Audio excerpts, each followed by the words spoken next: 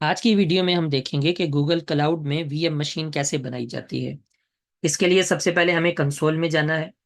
Console के button पर हम क्लिक करेंगे तो डैशबोर्ड पर आ जाएंगे। गूगल क्लाउड के डैशबोर्ड पर हमें पहली ऑप्शन क्रिएट वीएम मिल जाएगी। इस पर क्लिक करके भी हम बना सकते हैं। या साइड पर अगर आप देखेंगे तो आपको मेन्यू नजर आएगा, उस मेन्यू पर क्लिक करें और कंप्यूट इंजन को तलाश करें। कंप्यूट इंजन के अंदर जो पहली ऑप्शन है वीएम इंस्टेंस, इस ऑप्शन पर क्लिक कर दें तो ये ऑप्शन आपको क्रिएट वीएम के पेज पर ले जाएगी। यहाँ देखें, यहाँ पर क्रिएट इंस्टेंस की ऑप्शन आपको मिल रही है।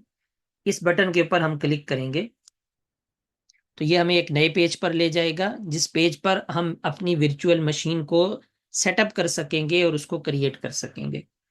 इस पेज पर हमें बाईं तरफ तीन चार ऑप्शंस नजर आ रही हैं। पहली है कि न्यू वीएम इंस्टेंस, अगर आप मैनुअली और स्क्रैच से बनाना चाहते हैं, बिल्कुल इब्तिदा से बनाना चाहते हैं।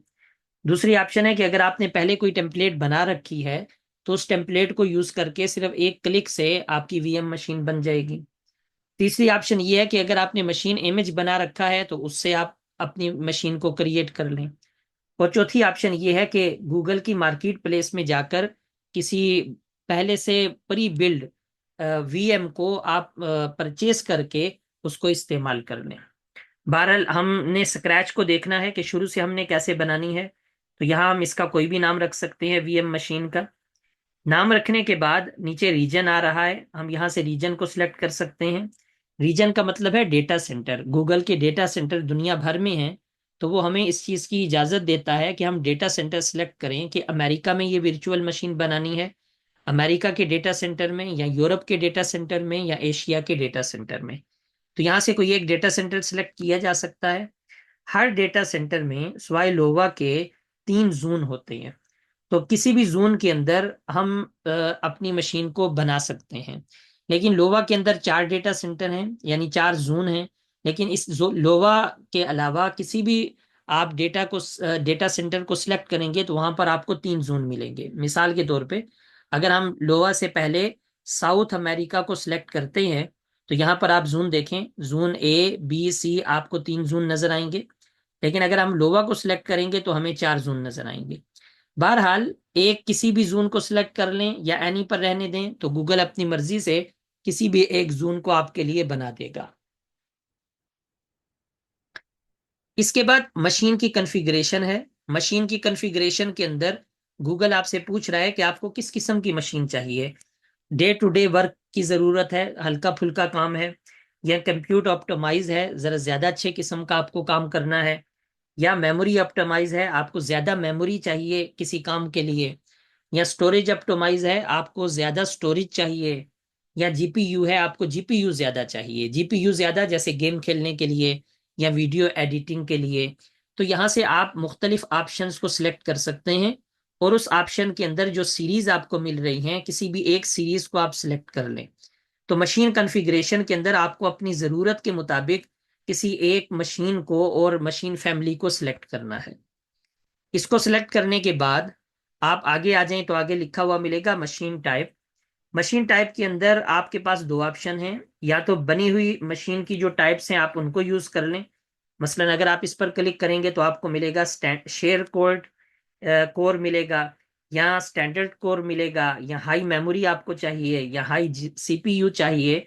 तो आप किसी भी ऑप्शन को सिलेक्ट करके अपनी ज़रूरत के मुताबिक जितने कोर आपको चाहिए आप उनको सिलेक्ट कर सकते हैं।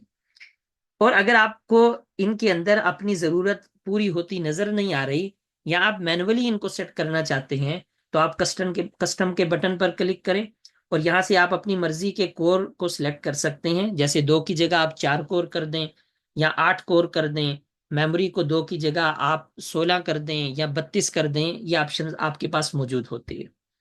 बहरहाल इसके बाद आगे ऑप्शन आ जाती है कि अवेलेबल पॉलिसीज क्या है, इसको जूं का त्यों रहने दें। इसके बाद आपके पास ऑप्शन आती है कॉन्फिडेंशियल वीएम सर्विस, इसको भी जूं का त्यों रहने दें, आम इस्तेमाल के अंदर ये नहीं आती। कंटेनर भी आम इस्तेमाल के लिए नहीं है। इब्तिदाई इस्तेमाल के अंदर हमें इन दोनों की ज़रूरत पेश नहीं आती, इस वजह से हम इनके अंदर किसी किस्म की चेंजिंग नहीं करेंगे। उसके बाद बूट डिस्क है। बूट डिस्क के अंदर हम चेंजिंग के बटन पर जाएंगे और यहाँ पर हम अपनी बूट डिस्क को सेट कर सकते हैं कि हमें कौन सा इमेज चाहिए और कितनी स्टोरेज चाहिए। तो मिसाल के तौर पे यहाँ लिखा हुआ है ऑपरेटिंग सिस्टम, आपको लिनक्स चाहिए या विंडो चाहिए, आप यहाँ से इसको सिलेक्ट कर सकते हैं। मसलन यहाँ पर आप देखें तो आपको फेडोरा मिल जाएगा, आपको उबंटू मिल जाएगा, या इसके अलावा आपको विंडो सर्वर मिल जाएगा अगर आपने विंडो सर्वर बनाना है। तो यहाँ से हम मसलन विंडो सर्वर को क्लिक कर लेते हैं।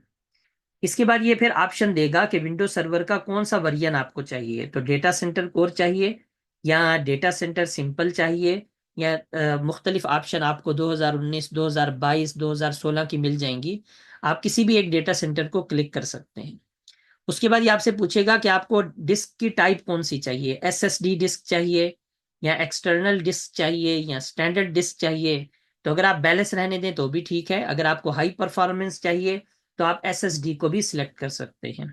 यहाँ ये बात याद रखें कि जो कुछ भी आप सिलेक्ट करेंगे उसकी कास्ट आप पर पड़ती जाएगी, जो आपको इसी पेज के बाईं तरफ लिखी हुई नजर आ जाएगी, जैसा कि अभी मैं आपको दिखा देता हूँ। आखिर में साइज है कि आपको डिस्क का कितना साइज चाहिए, मसलन 50 GB चाहिए, आप यहाँ से इसको 100 GB भी कर सकते हैं, आप अपनी मर्जी से साइज को सिलेक्ट कर सकते हैं। इसके बाद आप सिलेक्ट के बटन पर क्लिक कर दें। जो ही आप सिलेक्ट के बटन पर क्लिक करेंगे तो आप देखें दाएं तरफ आपको मंथली एस्टीमेट आ रहा है, और हर चीज का ब्रेक डाउन आपको यहाँ पर नजर आ रहा है कि जो चीज आप इस्तेमाल करेंगे उसकी कास्ट कितनी होगी। मंथली कास्ट गूगल आपको दिखा रहा है और टोटल कास्ट भी दिखा रहा है कि मंथली कितनी आ जाएगी। जब आप ये बना लें तो उसके बाद नीचे ऑप्शन में आ जाएंगे। मजीद ऑप्शन के अंदर फायरवॉल है। फायरवॉल के अंदर आपने अलाउ करना है HTTP को, HTTPS को भी आपने अलाउ करना है, इन दोनों को आपने अलाउ कर देना है। और आखिर के अंदर क्रिएट की ऑप्शन आ जाती है। जब आप क्रिएट के बटन पर क्लिक करेंगे तो आधे मिनट के अंदर गूगल आपको वर्चुअल मशीन बनाकर दे देगा। तो यहाँ हम इसके ऊपर क्लिक कर देते हैं क्रिएट के बटन पर।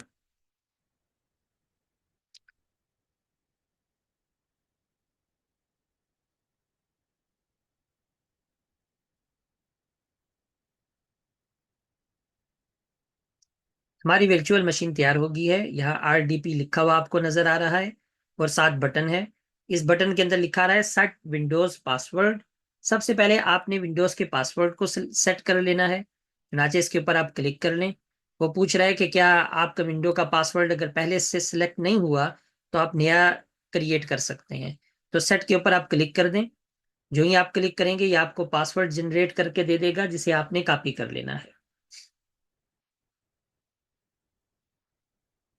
ये पासवर्ड आपके सामने आ गया, आप इस पासवर्ड को कॉपी कर लें और कॉपी करने के बाद इसको क्लोज कर दें। अब आप RDP पर क्लिक करें और RDP को डाउनलोड कर लें। RDP आपके पास डाउनलोड हो जाएगी, आप इस RDP पर क्लिक करके इसको ओपन कर लें। ये इब्तिदा में कुछ ऑप्शंस देगा, इनको ओके कर दें, कनेक्ट के ऊपर आप क्लिक कर दें।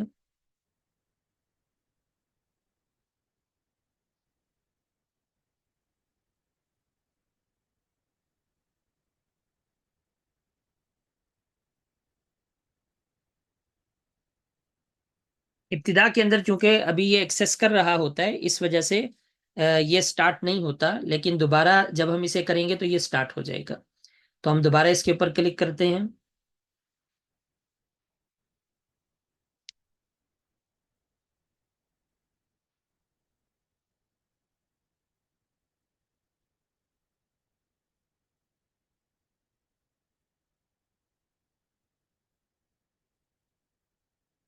अब ये पासवर्ड मांग रहा है, तो जो पासवर्ड हमने कॉपी किया था उस पासवर्ड को यहाँ पर पेस्ट कर दें। रिमेंबर मी के ऑप्शन पे क्लिक कर दें और ओके के ऑप्शन पे क्लिक कर दें। एक दफ़ा ये दोबारा आपसे इजाज़त लेगा, यस की ऑप्शन पे क्लिक कर दें।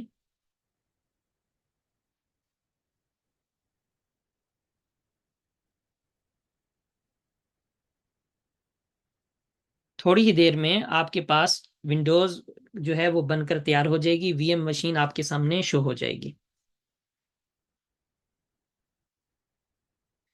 तो ये देखें एक VM मशीन हमने बनाई है, ये खुद ब खुद इसको स्टार्ट कर रहा है और हमें ये पहले पेज पर ले जाएगा जहाँ से हम अपनी विंडो की कॉन्फ़िगरेशन भी कर सकते हैं और उसको यूज़ कर सकते हैं।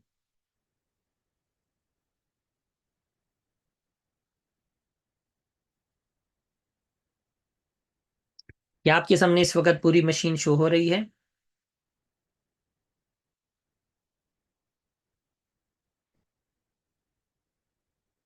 यहां से आप इसको अलाउ कर दें और यस कर दें।